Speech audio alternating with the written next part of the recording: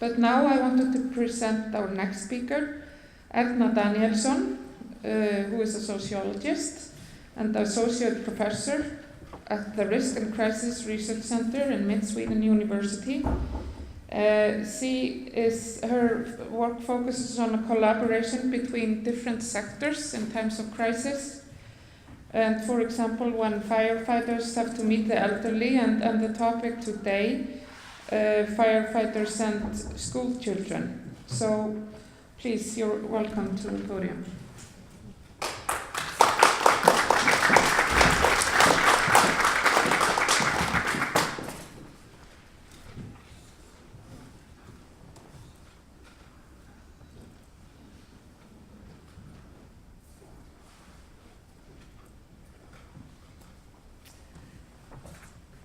Thank you very much, and thank you very much for being here. I'm so pleased to hear all the speeches today. And it's hard to come after you, Renata. It was a wonderful speech you had, presentation, and a lot of knowledge. So I don't know really how to take this down to what I'm going to talk about, but I will try my very best. This is a talk about crisis managers that we don't often see as crisis managers. It's about meeting people in different positions and in crisis, and to see what they are doing. So much about what I'm talking about is what they do. And I will present from one study, two specific studies I done within this study. One about an experiment that I will start with, and another about the school fire. And they are connected in that sense that in the experiment we look at how people understand what they see and interpret how they would do in this situation. And then we look at this specific crisis, the school fire. And then we also look at how they do what they do. So it's not actually the doing, but how they work to get it look like what they're doing, I would say. I hope you will understand. But often we talk about crisis management as something that just concerns rescue organizations or high leader in high positions, and those coming to the police, emergency organizations, and the head of the municipal, the county administrative board, and they are the crisis managers. And I was, as I said, talking about others. But first I will say something about the project. It's called Mosaic, Multi-Organizational Collaboration in Crisis. And it's funded by the Swedish Civil Contingency Agency. And I also have colleagues in my project. It was Jörgen Speyer, who took his dissertation within the project. And doctoral students Olof Oskarsson and research assistant Robin Karlsson. Olof Oskarsson started as a research assistant, and now he's a doctoral student. We're happy about that. About the Mosaic project, it's a 3-year project, and it's about cross-sector collaboration, and that means that we have studied the police and firefighters, and then we call it care organizations. We just did it because we wanted to separate them from emergency organizations. And it was schools and home care, elderly care centers, mostly, that we interviewed. And the data is interviews with 43 professionals from the police, firefighters, schools, elderly care, home care, and administrative staff. And in the experiment that I will talk about later is 23 participants from the police, fire services, and the elderly care, 2 different elderly care centers. And the workshop that is built on the experiment, we have done 8 national and 2 international workshops with mixed groups, and it was groups containing of very different people. We didn't know if it would work, but it did, and I explained why. And the aim of the project, and I will show you, we followed this model, and we had the aim to study how individuals interpret the crisis situation.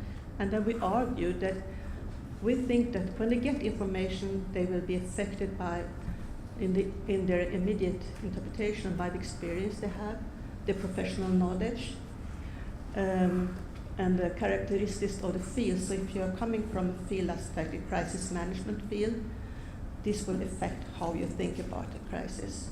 And if you come from the care field, we thought they would have another interpretation, but we didn't know, but we thought it would be like that. And then they got an operating picture, we said, and then they will reflect a little bit and also still use their experience, and then go back to their organizational values and logic. What do this kind of organization do in this kind of situation? And also the acting of others. Do others support our interpretation of the situation? And then we thought maybe they would come to some situational awareness. So this was what we tried during the experiment. So we had this in our mind when conducting, creating this, and also in our interviews. And the first 3 steps I will talk about, we haven't come that far yet, so we know so much about our resources, and we have some clues, but I will wait with that. And I will start with the experiment to show how the model is used and how our interpretation makes us act, and how our decisions to act could lead to more trouble. If you have read anything about Weig and connected sense making, when we start acting, then you have started to make the tool for the rest of the event. So by acting, you say this is coming next. And then the next illustration is from the school fire. And it was a colleague of mine and I who have started to do this analysis. And it's narratives we choose for interviews. Not 3 interviews, but with 4 people, to see how crisis management, how they do crisis management. And we also use Erna Danielsson's theory on leader normativity to see how they do this leader position. So I will not show you this experiment, but this is how it looks like. It's a person sitting in a room, it's in a laboratory, alone, and have a digital recorder on his, and talks into this digital recorder. During the movie that is 5 minutes long, we ask questions such as, can you describe what you see? What are you going to do now? And could you explain the situation, or how do you interpret the situation? And the movie is about a bomb outside an elderly care center. It's 2 bottles with water, some wires, a cell phone connected to it, and the camera is coming close to this bomb, and they have to describe it. And then the question is, what will you do now? So nothing happens in this movie. They have to interpret it by themselves from their professional knowledge, earlier experience. Do they have seen this kind of bomb before? So everything happens, you could say, inside their head. So the only thing, the trigger thing, is this bomb. And the camera takes them into this elderly care center, and they got some information beforehand that this is 32 residents, 8 personnel working there. And they see someone sitting in the coffee room, and they are asked, what will you tell these people? And what will you do now?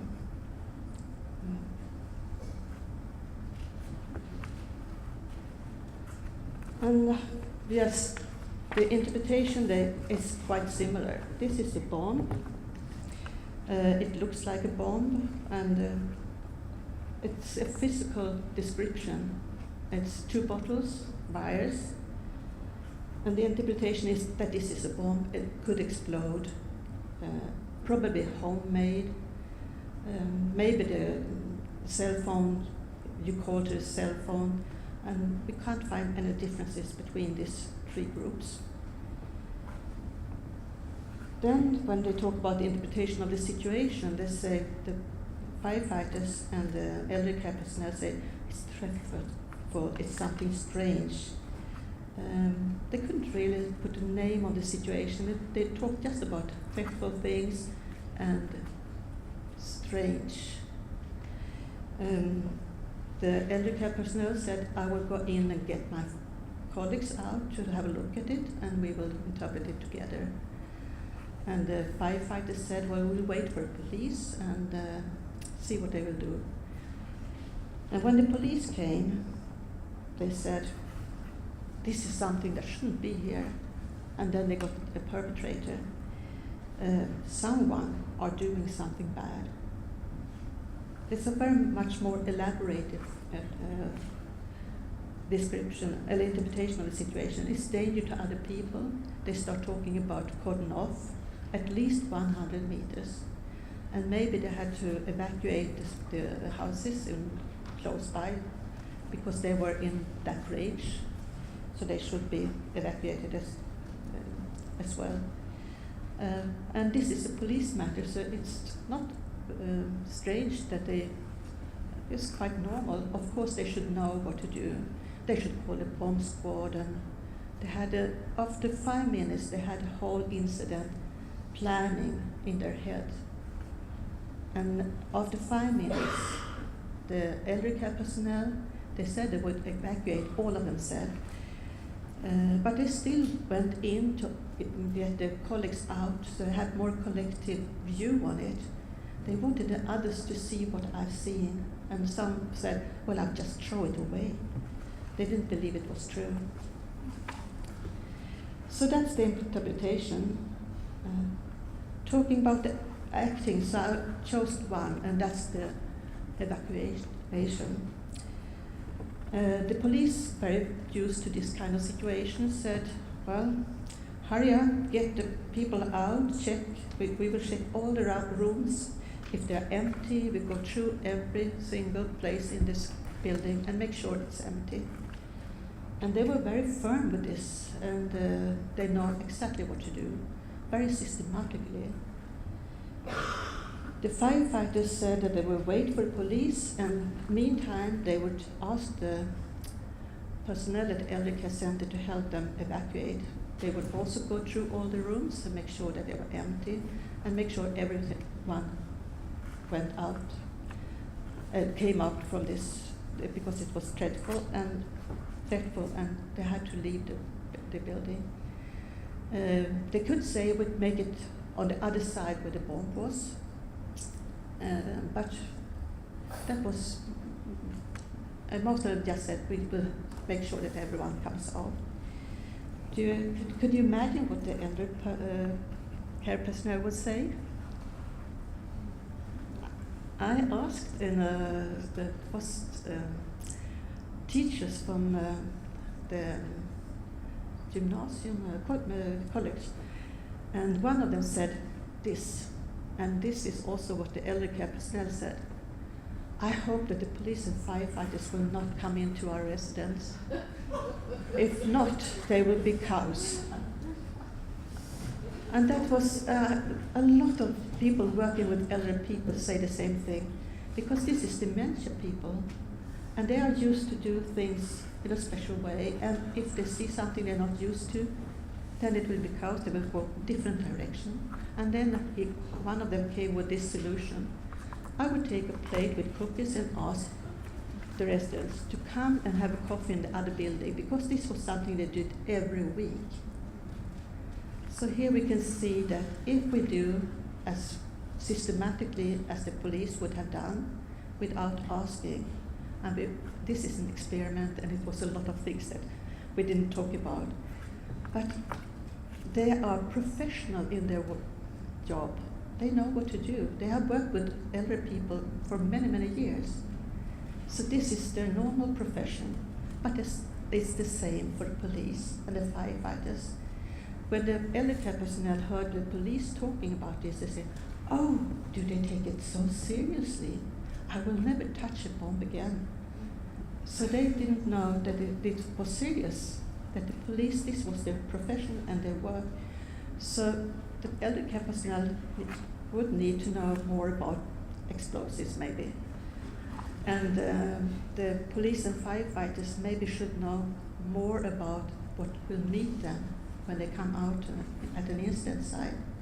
And we got a similar explanation in another interview when the firefighters came to a building that was burning, and it was a couple of buildings, and they started evacuating, and it was people there who had disabilities, mental disabilities, and they said, "We didn't know anything about this when we arrived to the scene, and we didn't know first how to handle it." And it would have been a very easy information they would have got if they had known something beforehand. So there are things that others know more about than yourself, so maybe it's important. So just to say, this is the summary, you can say, the police and fire services have more elaborate view on the crisis and how to manage the crisis, fire or crime or anything. But the elderly care personnel has more elaborated on how to handle people with dementia, elder people. And both, all three of these organizations are unfamiliar with what the other professions, their competences and their routines.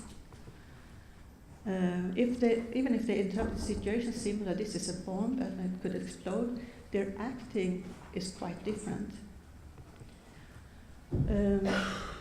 So the bomb situation is a police matter, and of course the police know much more about how to handle a bomb. But the evacuation of the personnel at the elderly care center knows very much more about how to do that. So there is also an institutionalized view on what crisis management is and what it is not, because when asked in, for example, interviews and in this situation as well, the elderly care personnel often hand over the responsibility to the police and the firefighters when they come to the incident site. So also in this experiment they say we wait for the police and we hand over to the police because it's a police matter. So not even them thought about their own professionalism. So that was the experiment, and we did similar at the workshop, so we could have done it here. I could have shown the movie, this 5 minutes long. We are doing more movies now to make it as an education on the internet, so it will be free and for everyone to watch. It will be on the MSB homepage. So it will be some other situations, but nothing will happen in the movies. I think that's good. Going to the school fire, that was one of the crises that we met in the interviews. It was a school that burned down. It was hosted 250 children, and everything burned down except for the gym. And there was the planning for the teachers, the whole server for the IT system where the grades and everything was. So the teachers didn't have anything after the fire.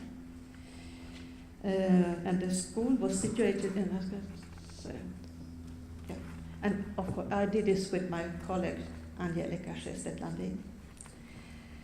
And our question was how doing crisis management, how is this done?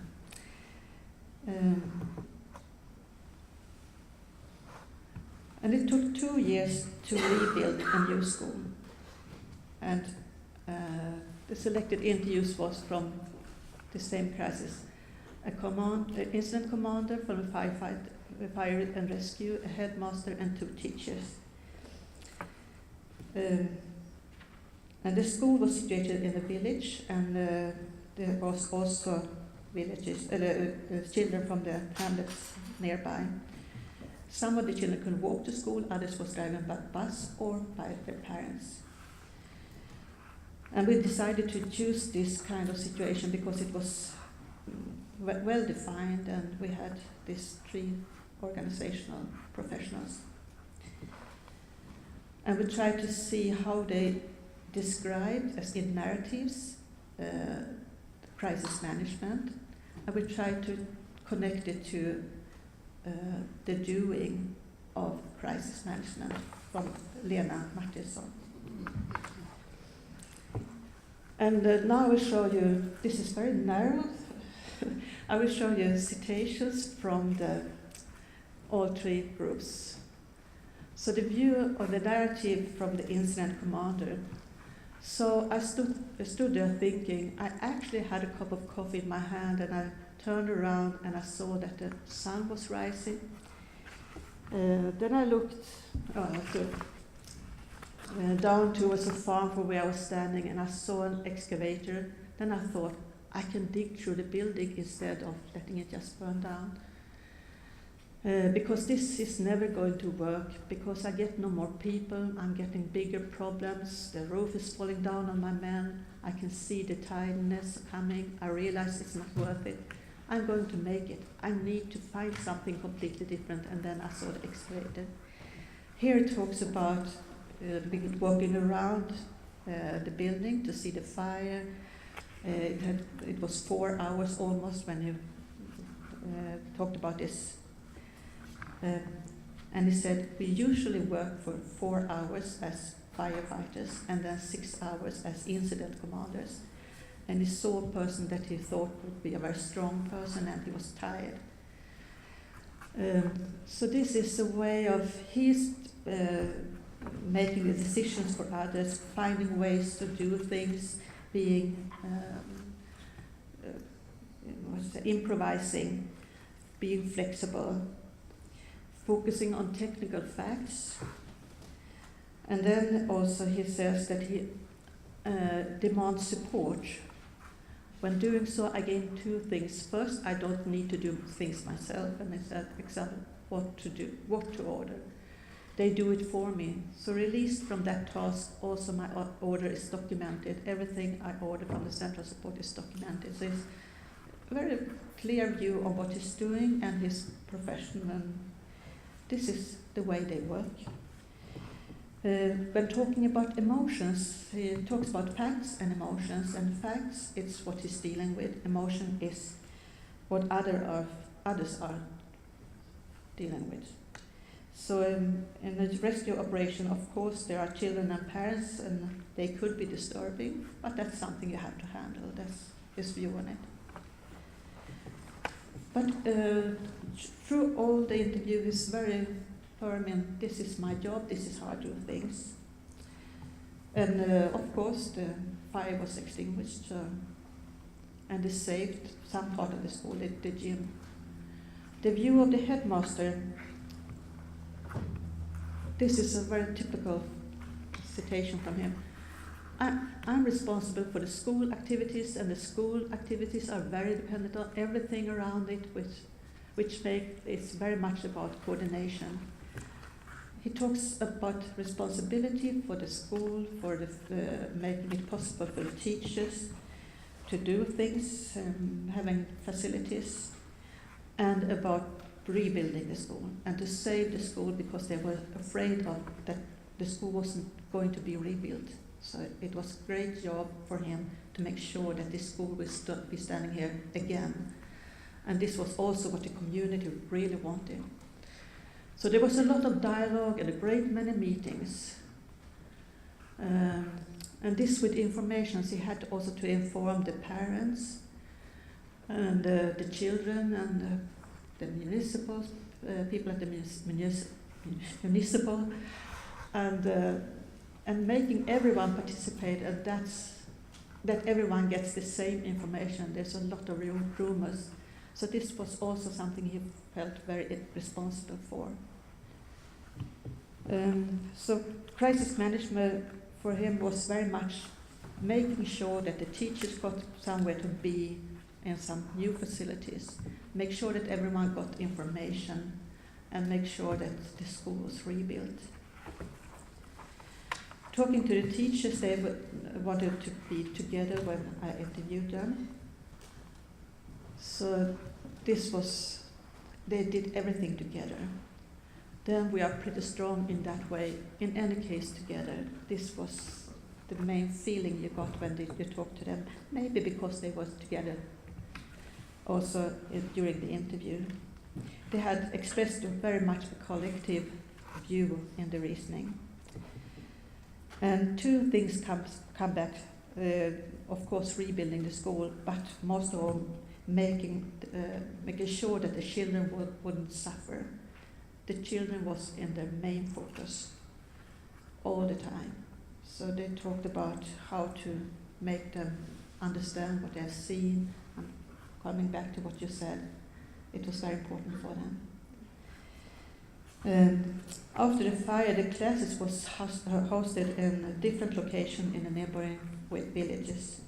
And the youngest was in the schools and the others was in conference hall rooms, meeting halls. And the fire had, as I said, taken all the material from the teachers, and even material that they have taken from home. So they said it was tough. We thought on Sunday, this happened on the Saturday evening to Sunday morning. We thought on Sunday that they required a little bit too much of us. At 8 o'clock the next morning on Monday, we were supposed to be fresh and welcome children and implement a full school day at a new location in a hastily prepared school room. And that's what they did. And it's very much of the job to refurnish. They got barracks, so they refurnished the barracks, put up whiteboards. When we were in the midst of it all, ordering textbooks and such things, there was nothing left from the fire. So they had quite a lot of work. They got some pen and pencils from the other schools. So they had barely pens and papers to the children when they started on Monday. And they was also involved in the planning of the new school, so they had the possibility to say what they wanted, but none took that as an intact for doing things. So when the plan came back to them, nothing of what their suggestions were in the plans. So when they talk about the crisis management, as we thought, they talk about the meeting with the children, and this, for us, this is also crisis management. But the incident commander, how do they do themselves as a crisis manager? Here we can see the incident commander saying that the police, he asked the police to do it, they have one or two tasks. So they, in a sense, what do you say, talk not badly, but they don't do so much. Others, because I'm the crisis manager. So in this way they do the crisis management for them. They should investigate if a crime is committed and to do some tracking and take pictures. It's their actual task. Then they assist us when called off at my request. So this is how he talks about others. And I had a headmaster in place, and then it becomes natural. It's like the military. You go to the next in line. I talked to the headmaster. He was my contact at school. We asked him if he talked to the teachers, or no. When we talked about teachers, he started talking about other things. He talked about higher level professionals at the municipal, and never related to lower levels. So So, and didn't mention the works of others. So here you can see him as a capable person handling the fire and also information. I didn't have this, maybe not. Yes. And keep himself connected to persons on a higher level in the community. And emotional issues may be important for others to take care of. Facts is our business. So this is the way he's doing the crisis management. And about the headmaster, I have been involved in construction meetings, and it taught me a lot about how one must interact with electricity, water and ventilation agencies, and with all the different parts. It's something taken for granted, but it's a great coordination for the building constructor and also for himself. And it's, as I said before, talked very much about the coordinating. And also, when asked about the work, the teacher said, oh, they do a good job. And then they start talking about other things and about what he did for the teachers. And this is also the way he makes sure that the teachers have somewhere to be. You hire barracks both for dining and handicraft room and staff facilities and schoolrooms. When they started the fourth semester, then it was settled that we, for 2 years, we're going to work in temporary facilities. It was amazing to get it. So here he shows that he was able to arrange, and this is the infrastructure for the teachers, and make sure that the school was going on and that the new school was rebuilt. And when talking about the teachers, how they did, well, they supported the view of what a crisis manager is. It was the headmaster who had taken care of this, together with the most senior manager from the city. It was they who had the main responsibility. So it was perhaps their crisis handbook in force with just police and emergency management to handle all parents who came and asked about everything. We never needed to take these issues, but we were the victims. Then we helped each other and we helped the children. So they also supported the view of what a crisis manager is. And it was arranged for us. It was just our planning which was a bit annoying. I would say that that was an understatement. But we got no extra help. Then we moved back here and got a lot of extra work. We should fix everything. So they managed to handle the whole situation with the children, parents, facilities, planning, grading, and contacts with other teachers, even though they had no plans or material left from the start. For 2 years they were in temporary or facilities. But it wasn't seen as something that could be perceived as crisis management by the teachers nor by anyone else. When I asked the teacher if they got any other responsibility due to the fire, it was arranged for us. It was the. So, and also they said that they need to be calm, not be hysterical and feminine, and the headmaster and also the incident commander talked about they had to go to therapy, at least one, the teachers, because they were in trauma, and maybe they were, I will not say anything about that, but no one else needed to go. And the teachers arranged for themselves a briefing group, so they worked with themselves in the group to handle the situation. And that's what the firefighters also often do. So I don't think it's any strange with that. The strange thing maybe is that it was arranged for them as they needed this help, and this, as hysterical women and not being calm, is not something that's inside a crisis management discourse. So crisis management is associated with physical issues in the environment, dissociated with from emotional and collective issues relates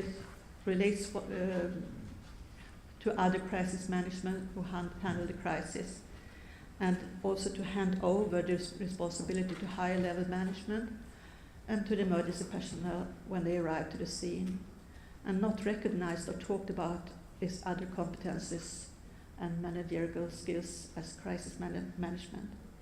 So I would say this is an unrecognized crisis management, and this is something I think or believe in could be used in making a resilient society if we see what they are doing in not only the elder care personnel or the school personnel. We have a lot of people in professional people in society that could be of help. And we talk today about organized and unorganized volunteers, but very seldom we talk about organized professionals in other organizations than the emergency organizations. So I think that the concept of crisis management needs to be more elaborated than today. So that ends my presentation.